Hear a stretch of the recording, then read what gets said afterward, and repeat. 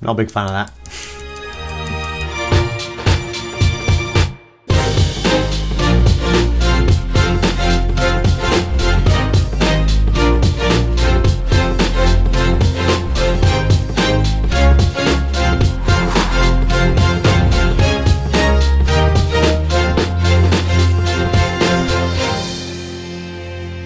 So I'm on to the video editing now.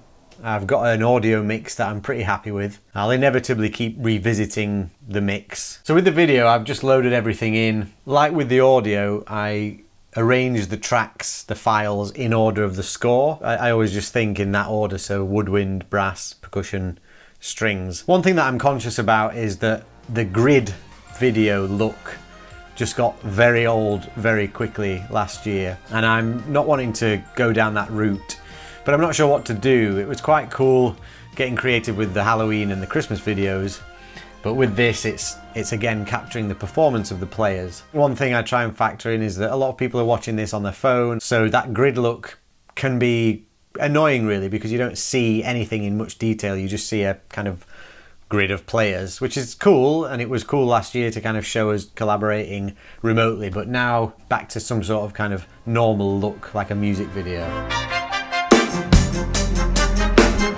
So I'm using Final Cut.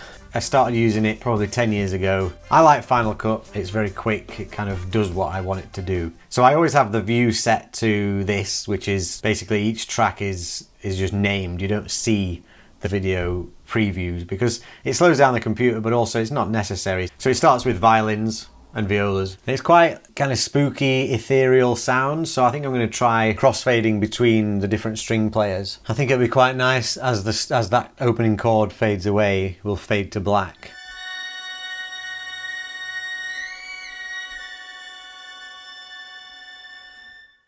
So it's kind of like, what was that? And then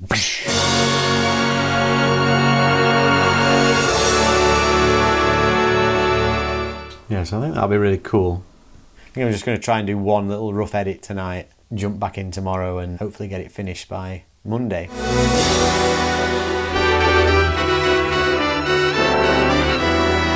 The following day. So last night I did a really rough, quick edit of the whole medley. One thing that I did realise is that although I don't really like that grid look anymore, it does provide a kind of wide shot of the orchestra, which of course we're lacking with the remote recording. So I've decided that I'm going to use it sparingly. There's a few moments in the medley that I think would be really cool, really epic, kind of full-on orchestral chords. And so I thought I'd just explain how I do the grid video look. I've had quite a few people ask me how I achieve it and what I do. So about 6 years ago I did a music video, a studio recording for a band, and we decided it'd be really cool to have moments where you can see multiple musicians at the same time. And I managed to find this plugin on a website called fcpfx.com, and it's just called Screen Splitter. And what it has is a load of presets. There's a preset for 4 videos in one, 6, 9, I think up to 16. So this opening shot, I've got 36 musicians on screen, and what you do in Final Cut is they have these things called compound clips. So that's basically you select, multiple clips and you can create one clip from those multiple clips. And that gives you the option to then do things with that one clip that will affect all those videos. So with these shots where I'll zoom in to the grid, that's because I've created a compound clip. So I'll just kind of explain it as clearly as I can and as briefly as I can. So the first thing is working out how many there are and then doing a bit of maths. So with 36 musicians, that luckily divides by 4, so we're going to end up with 4 groups of 9 to make the 36. So what I do is I go through each file and I apply this plugin. So this first group is the flutes, clarinets, oboes and sax. So I drag this onto the video of Jenny, and you can then select the position. So I can put her top right, middle, middle, middle, but I want her at the top left. And you do that for each video, and so you end up with this grid. So obviously you need to choose that they're all in separate places so that they're all shown. When I've done that, you select all those tracks and create new compound clip. And so that creates one clip from those 9. So you end up with this. and it's just one line on the timeline. So then I did that for the rest of the orchestra, so there's 4 groups in total. So then you've got 4 groups of 9, but they're on top of each other, so you can only see the one that's on top. So then I drag another split screen plugin onto each of those to decide that one's up here, one's down here, one's down there. So you end up with this. So I've now got the 4 groups of 9 clips. And then an extra layer of that is I create a new compound clip out of those 4 groups to create a master file. So now I've just got one compound clip, which is all of them, and I can treat it like it's one clip on its own.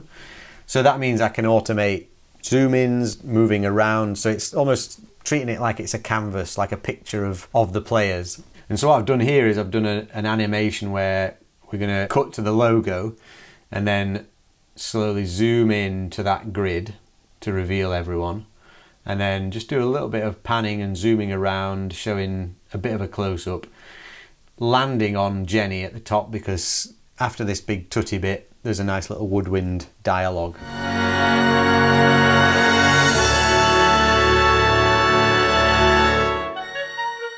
I really love this part of the process because it's kind of the final piece of the creative part of it. There's the next stage, which is exporting and uploading. It's probably the closest we can get to some sort of feeling of performing.